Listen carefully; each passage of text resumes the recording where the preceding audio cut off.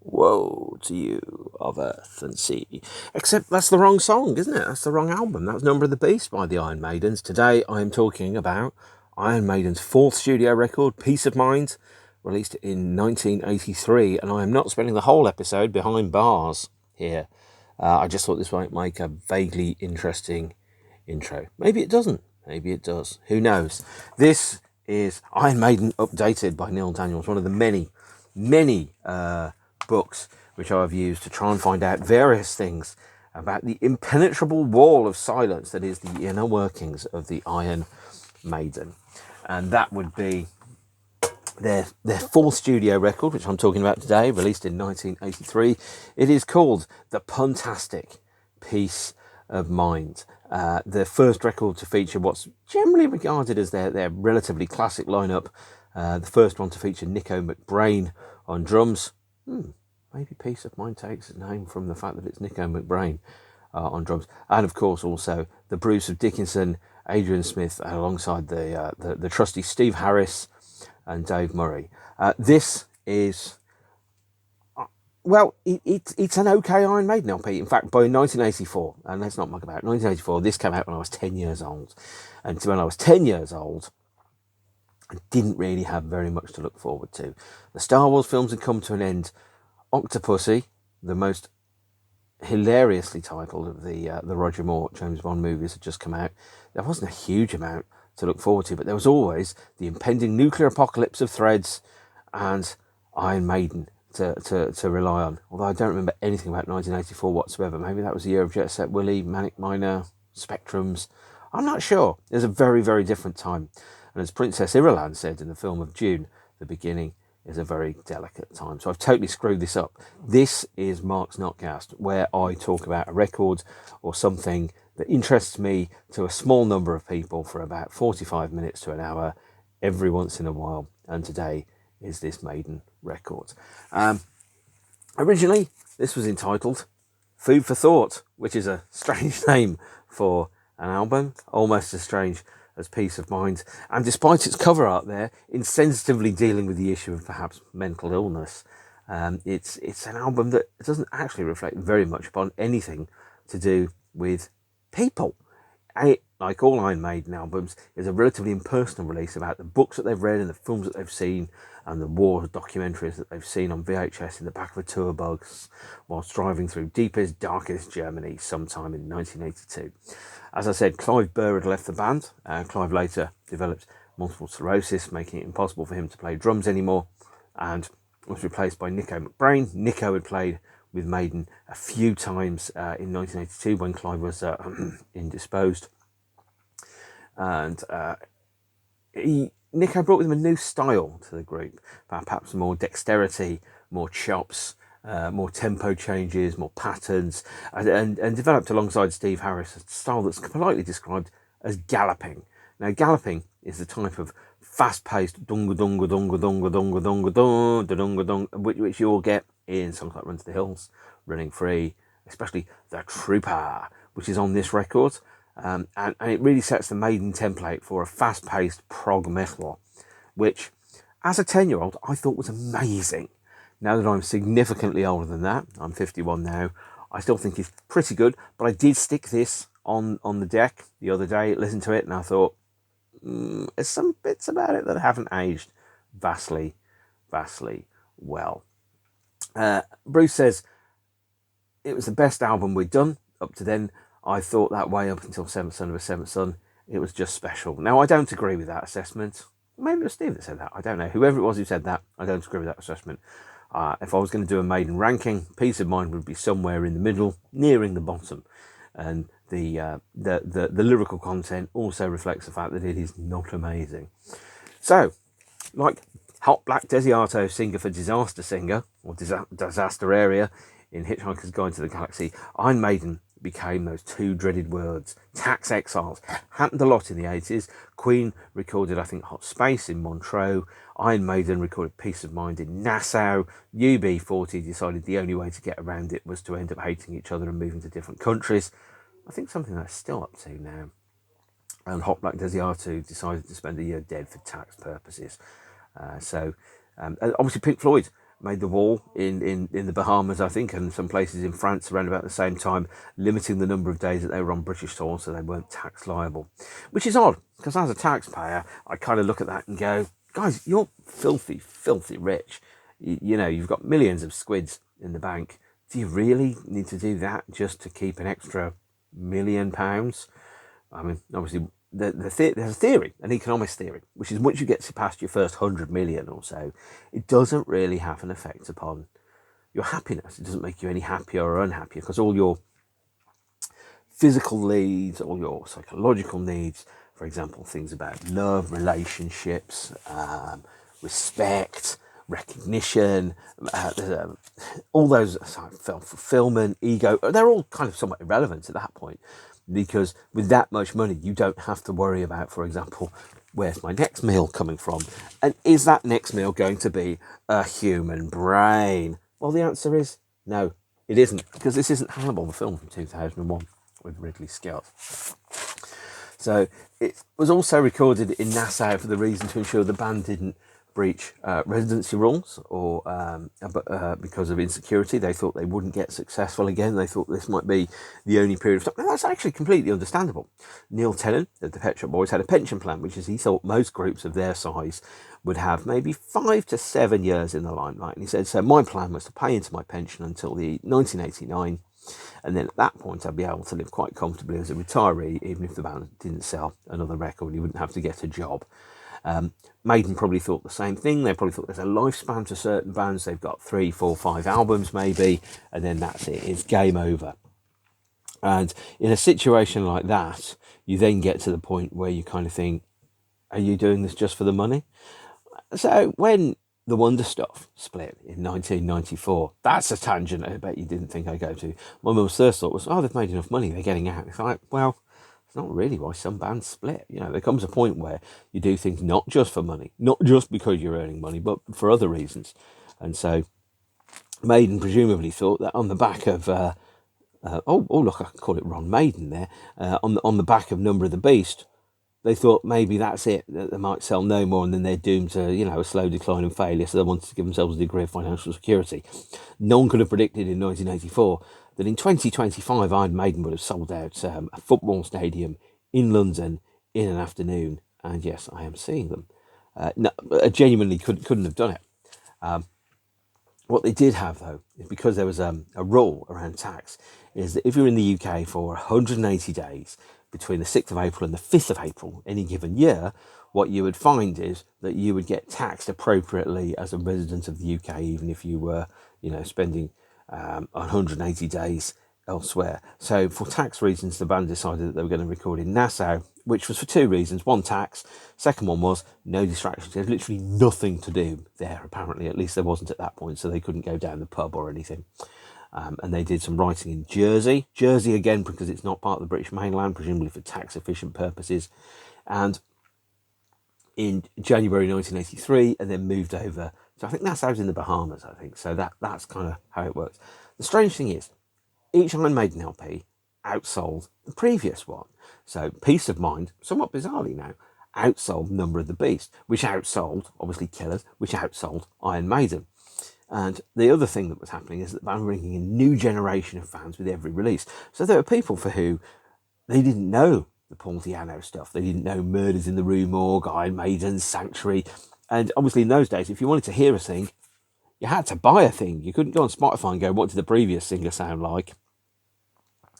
They had to go and actually buy the records and listen to them, which on a limited pocket money budget as a teenager in the 80s, you couldn't always do. You had like a network of tapes, and I had a network of tape fiends and friends across Birmingham. Between us, we'd have one amazing record collection, and individually we'd all have one unamazing record collection. One of us would specialise in Metallica, another one in Maiden, another one for their sins in Megadeth, for example. And then you pull together, buy your C90s, and you'd record them, and that's how you'd get a record collection. So you'd have everything. So if you looked at like 4 kids at the front of a Maiden concert, maybe only one of them had bought the album. And then the band would go, are people going to 4 shows and just buy 1 album? No.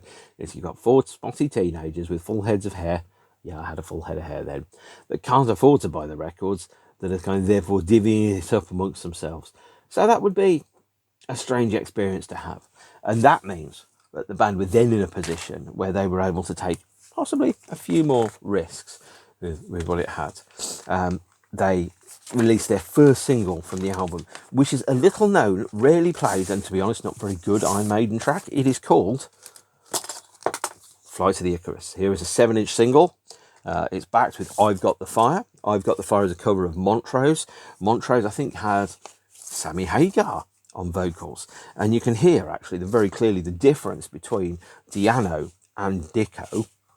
Maybe I'll call them that, Di'Anno and Dicko, with the fact that it's the first song that Maiden released to have been released in 2 versions recorded with 2 vocalists, apart from, obviously, the B-side of Remember Tomorrow.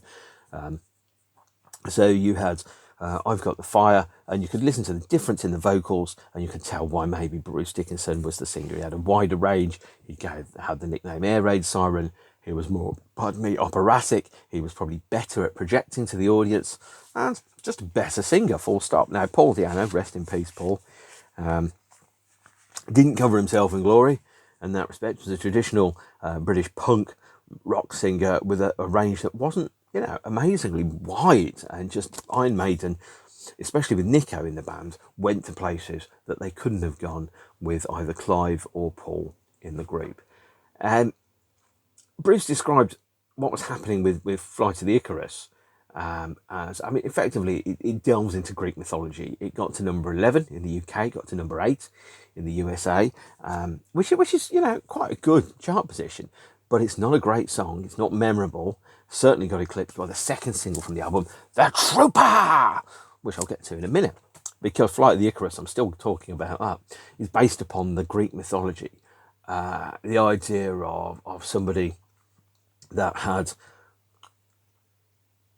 because it was the first non-Steve Harris written single, so it's the first single by the band that had absolutely none of the thumbprints of Steve Harris on, because if you look at the Flight of the Icarus, it's written by Smith and Dickinson, 2 people that had joined the band only 2 years previously. So it was the first Maiden single not helmed by Steve Harris. And it sounded like it, actually. It sounded more operatic, more aspirational. The lyric was based in Greek mythology. It was a little bit controversial because of that. It wasn't particularly good. If you were going to be picking out a second single from this album, I wouldn't have picked out Fly to the Icarus as the first or the second. I would have put Trooper as number 1 and Die With Your Boots On as number 2, for example. But it's not up to me to rewrite history. The second thing is, and Steve Harris said this, I wish we played it live before recording. It wasn't played live between 1986 and 2008 because the band hadn't been very happy with live performances. They didn't think they'd nailed the live performances of the song, and the live performances of the song had allowed the song to become perhaps a little bit better, a little bit wider, a little bit brighter, but still not amazing. So you ended up with a first single that wasn't great, Flight of the Icarus, and no, it isn't. Sorry guys, it absolutely is not a great single. But it still got to number 11 in the UK. That charted pretty well. And then in May 1985 came LP number 4, of course, Peace of Mind, and the resultant tour. So this is, I think, a pretty bold LP, actually. Not the best Maiden one by a long stretch.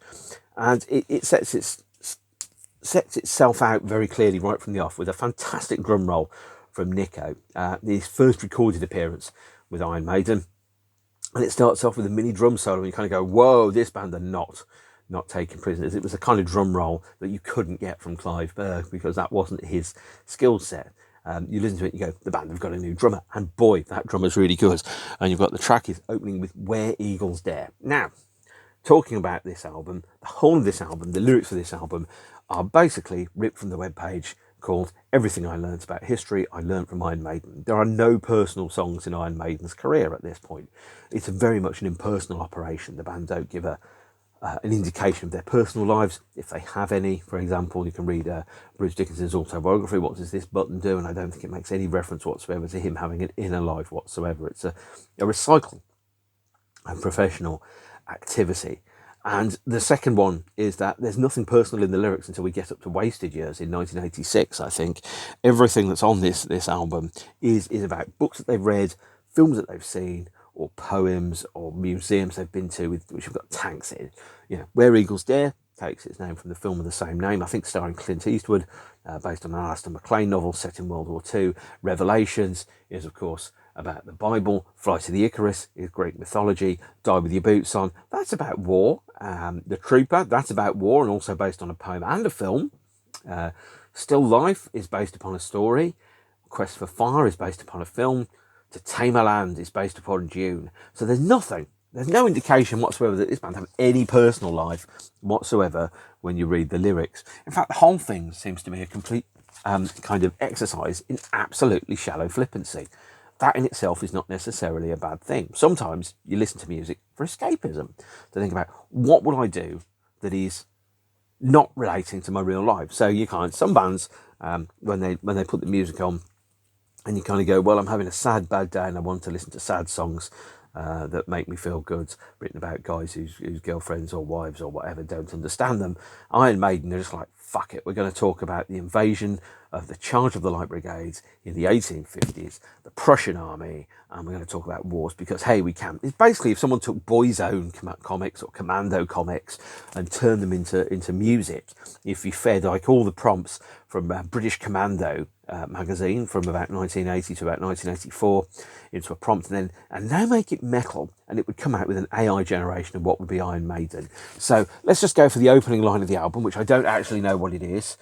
It's snowing outside, the rumbling sound of engines roar in the night. The mission is near, the confident men are waiting to drop from the sky. The blizzard goes on, but still they must fly. No one should go where eagles dare. Well, I'm pretty sure that's about a World War II mission, parachuting into a German base to go and shoot the evil Bosch, Nazi Huns, or whatever they're called.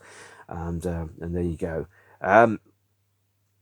Yeah, it's all about that. All about guns, all about shooting, and all about war. Basically, Indiana Jones versus the Nazis in rock metal form is where Eagles Dare. Now, that sounds very flippant, but I'm absolutely right, of course.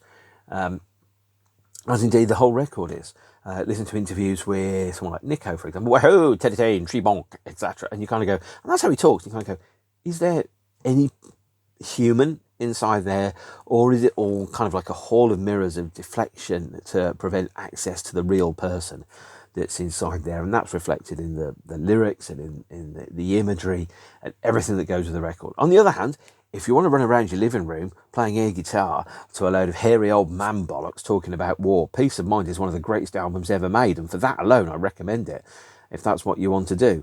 If you want to talk about feelings, good God, that will not do. You won't be talking about that at all. And there's a book called Infinite Dreams about Iron Maiden. On page 63, the author posits a really interesting kind of point of view, which is metal pubescent? Is metal immature? Is it adolescence? Is it emotionally unavailable? What is it? And some of it is most definitely that. It's a celebration of immaturity. It's an escape from responsibility. It's a glimpse into a world you could have where the bad guys wear the black shirts with the skulls on and you can shoot them, and it's really easy and really obvious who the bad guys are. It's like a dealing in a world without any moral ambiguities, where the good guys win and they get the girl and they say kill the baddies and they save the entire planet. And everyone comes to music for different reasons. Some people come to music to escape from life. Some people come to music to help them navigate their way through life. And some people come to music because they just like something that they can sing along to when they're doing the washing up and the housework, which of course you can whistle the tune to the Trooper. It's very easily done. Not that I whistle, and I certainly would embarrass myself by trying to do so now, but you can. Track 2 is Revelations, which is of course taken from the Bible, and it is a partial mockery of religious fundamentalism, but also takes its name from a section of the Bible of God and O God of earth and altar, bow down and hear our cry. Our earthly rulers falter, our people drift and die. And that's a quote from G.K. Chesterton's English hymnal, which is included on the lyric sheet there in the gatefold of Peace of Mind. Here is the gatefold. Oh, look, there they are, eating human brains. Maybe they're zombies, who knows?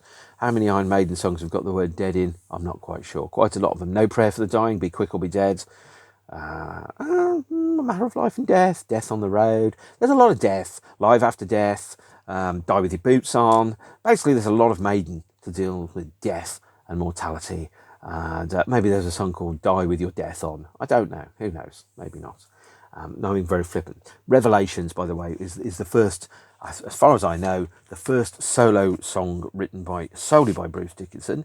And Dickinson has a co-write credit on 3 songs on side 1 and 1 on side 2. Now, contractually, he couldn't be listed as a writer of any of the material on Number of the Beast because he was still in his exit agreement from Samson. So, although he may have written some material on Number of the Beast, which I can neither confirm nor deny on the grounds that I simply do not have a clue or a Scooby-Doo, it is part of it. And peace of mind then, as a 10-year-old, this is amazing. As a 51-year-old, I'm like, yeah, it's okay. It's pretty good. It's got a lot of good things about it, but it is ridiculously masculine escapism, which of course I unashamedly love. It's the equivalent of an 80s action movie with Arnold Schwarzenegger, possibly where he's punching a camel whilst dressed as a World War II soldier, set to vinyl. There was as I said, none of the lyrics on the album are personal. They absolutely aren't. Flight of the Icarus could possibly be seen as the idea of ambition, kind of overarching and causing your own self-destruction, for example. And certainly when the band were on tour, everyone apart from Harris and Bruce, or Steve and Bruce, went totally bonkers for it. They completely overdid the whole sex and drugs and rock and roll thing. Bruce didn't go crazy on the grounds that he was a singer. He had to respect the throat, and the band had previously terminated a singer for, well, basically trashing his voice on tour. And Harris, Steve Harris, seems to me to be a very determined individual who absolutely knows the idea that this is the one shot that they get, the one chance that they get to make their mark. So they're not going to screw it up. They're going to keep hold of it. They're going to take that chance and they're going to put it into the back of the net, as Alan Partridge said. There's an idea, though, that Steve Harris is a dictator of the band, and that's been further kind of reinforced by Nicko's relatively recent retirement from the drum position and his replacement by the drummer in British Lion called Simon Dawson. British Lion being Harris's side project. I hate the word side project, it's awful. The idea is that Harris is a dictator, and every band does need a driven leader. You think of every band on the planet and they've got at least 1 or 2 people that are absolutely driven by the need to make this thing work. You know, Metallica have Lars Ulrich, the Manic Street Preachers have Nicky Wire, Ministry, of course, have Al Jurgensen, Nine Inch Nails have Trent Reznor, who has been for a long time the only person who's been in the band. Motorhead obviously had Lemmy. You can tell which part of the record collection I'm looking at right now whilst I'm doing that. But every band has someone who's a leader who goes there, that, then, and kind of pushes the band forward. Some bands, if they didn't have those people, would kind of just become hobby acts, really. Yeah. But every band needs a driven leader, and it happens to be Steve and Bruce are the ones in Maiden that are the most driven, that lead the band forward, that they, having struggled for years financially and artistically in various both solo incarnations and pre-Maiden incarnations, Maiden were going to go full pelt when they had the chance to do so and to become completely self-sufficient financially, which is why they were very frugal financially, why they became tax exiles. And when they got to the point of selling 800,000 copies in the UK, as they were with Peace of Mind, that would be the point where they, or in the US, that would be the point where they start to go, right, now we are completely self-sufficient and we don't need to rely on radio play or airplay or anything like that. I totally skipped side 1, track 4, Die With Your Boots On. And Die With Your Boots On is unsurprisingly about war. For example, let's see, what is it? Leading us to visions, predicting war for millions. If you're going to die with your boots on.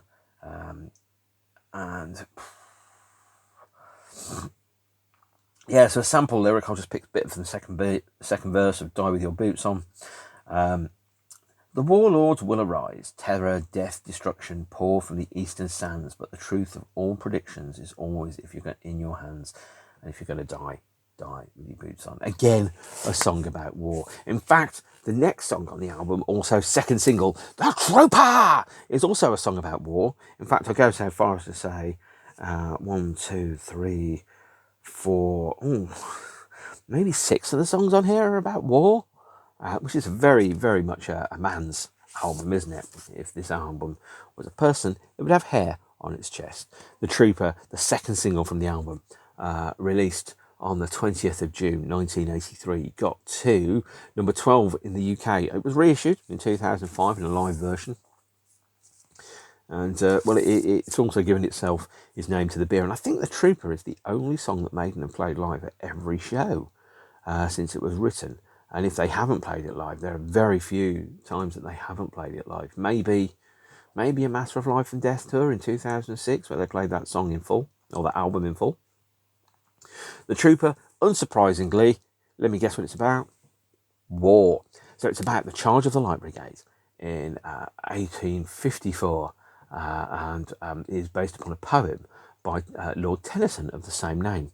Amongst also obviously the history element of it. It features the video features clips from a 1936 film, and is the first of many Maiden war songs about the pointlessness of war and pointless mass murder in the name of war. I often think, and I absolutely think this, is that leaders of countries should go into war at the front of the horse and fight the battle themselves, because then the wars would be over much quicker, much more people would be alive, and we'd have far fewer concept albums like Pink Floyd's The Wall about how the German High Command took my daddy away from me.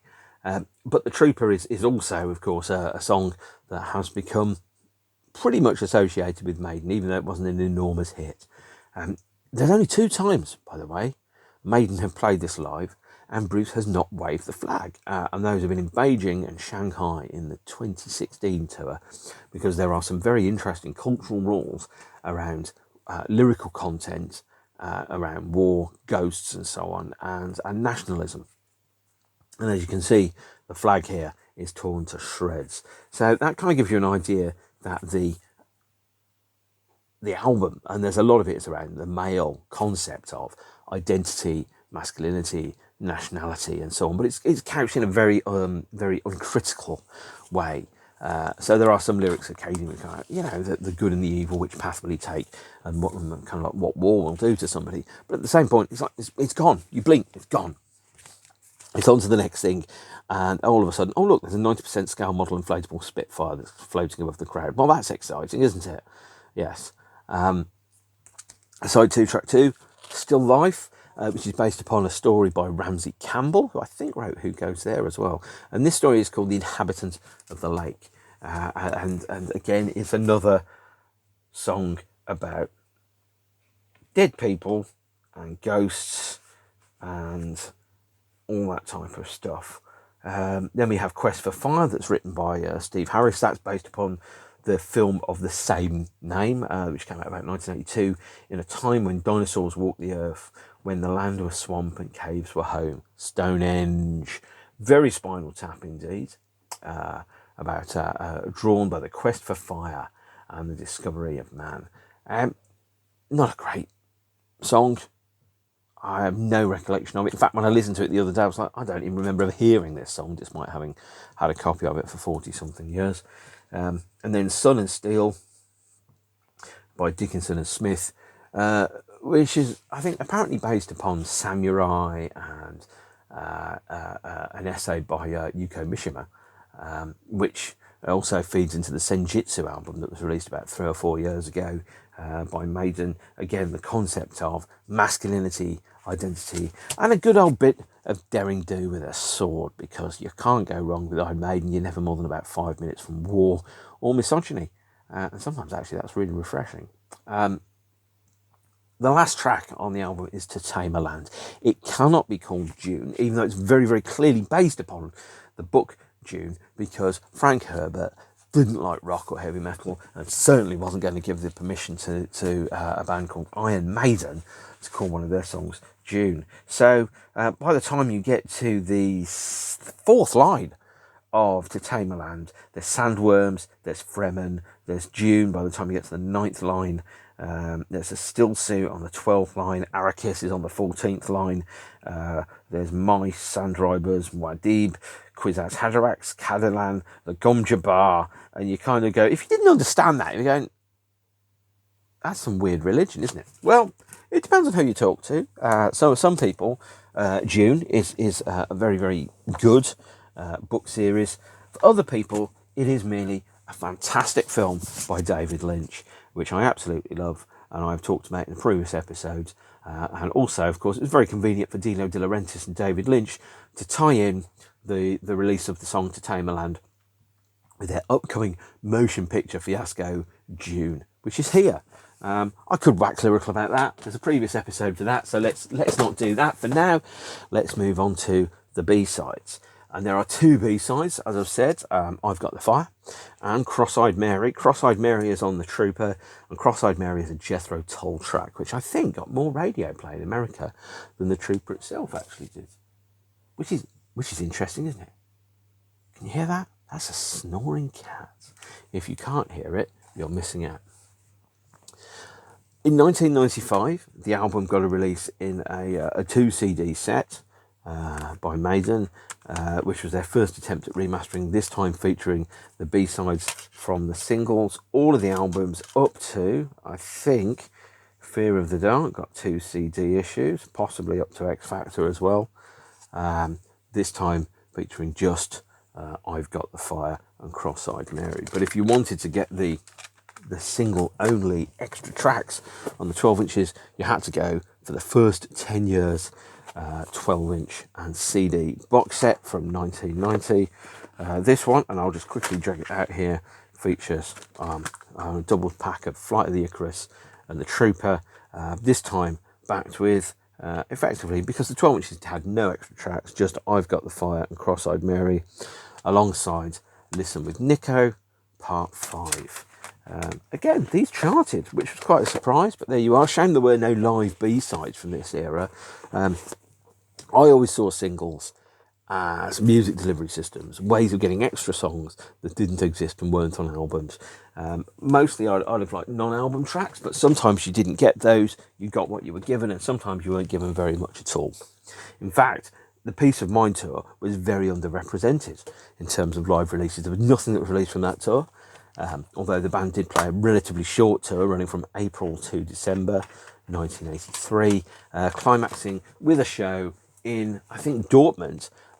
Here's a sample of tour art from the Iron Maiden book there, the French tour poster and a Dusseldorf tour poster there. And the final show was broadcast on German television in 1983, of which 45 minutes are released on the early days double DVD set, and that features 45 minutes from the show. The show is about an hour long, and those 45 minutes are Sanctuary, The Trooper, Revelations, Flight of the Icarus, 22 Acacia Avenue, The Number of the Beast, and Run to the Hills. So light on songs from the new album. At that point, Iron Maiden Live had become this unstoppable beast that just kind of rampaged its way through the show. As Bruce said, you built it up and you let it go for 2 hours like a runaway train.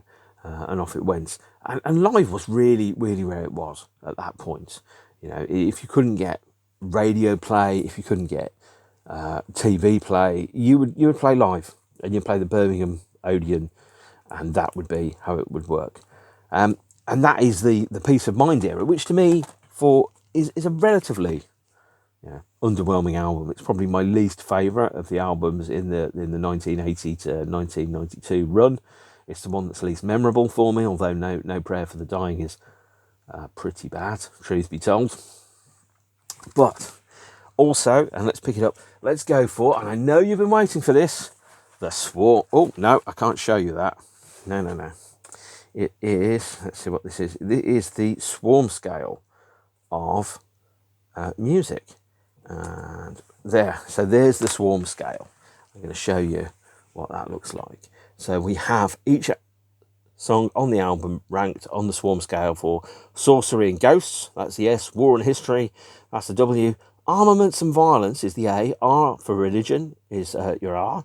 And then M for your Misogyny. Now this album scores a total of 113 points there, with an average of 12.5 points per song on the album. So it's pretty middle of the pack. And let's go through quickly and see what it is. So Where Eagles Dare has a 6 on War and History and a 6 on Armaments and Violence, bringing it up to a 12. Revelations has a 4 on Sorcery and Ghosts and a 6 on Religion, so that brings it up to a 10. Flight of the Icarus only has 4 on War and History, so that's your Greek mythology there. Die With Your Boots On scores a standard 4 all the way across the line apart from Misogyny, so that's 16. That's not the most offensive song on the album if you're woke, although woke is not an insult. The Trooper has 6 on War and History, 6 on Armaments and Violence, and 3 on Misogyny, because there's lines about, you know, rape and murder and pillage and all that type of stuff. Still Life gets a 6 on Sorcery and Ghosts, a 6 on Armaments and Violence, and a 3 on Misogyny, giving it a mere 15. But I think it's Quest for Fire, I think. No, it is Still Life is your worst one. 6, 6, 4 and 2. That gives it an 18, Still Life. Then Quest for Fire scores a mere 8. Sun and Steel, 12. And joint most offensive song is To Tame a Land, with your 4 on your Sorcery and Ghosts, 4 on War and History, 4 on Armaments and Violence, and 6 on Religion, because he is the Kwisatz Haderach and he will do the Gom Jabbar. Nothing on Misogyny, although you could argue that June is actually quite sexist in terms of most female characters fail the Bechdel test. In that, I think it's called the Bechdel test, isn't it? And then I've got The Fire that has a 3 on Misogyny, and Cross-Eyed Mary, which has a 4 on Misogyny. Not very much to think about in that respect. But we do have, there you go, Iron Maiden's Peace of Mind, their 4th album. Not the best one at all. Not my favourite, and probably not the one that I return to the most on any given day. I literally go months whilst forgetting that this album exists. But on the other hand, you shouldn't, because there's a Trooper which is on it, which is put technically fantastic and a classic. And this album is certainly better than some of the other ones that Maiden have put out. When you find out what my favourite Maiden album is, you'll be shook. I tell you, shook. Turn to slide 7 to find out. There is no slide 7. Don't turn to slide 7 to find out. But no, it's got some really good songs in it. So The Trooper, Die With Your Boots On. All right, it's pretty slim pickings after that. But when you're sticking out an album every year, what do you expect? And with the news that Nicko has retired from the drum stool, from the band, this means that one of my lifelong ambitions, which is to get to see Maiden play Mission from Ari live, will now never happen. You can't have it all, but some would be nice. So, 29th of December, I will catch up with you some other time. Take care of yourselves and each other. Stay beautiful, and I'll see you soon. Okay, bye.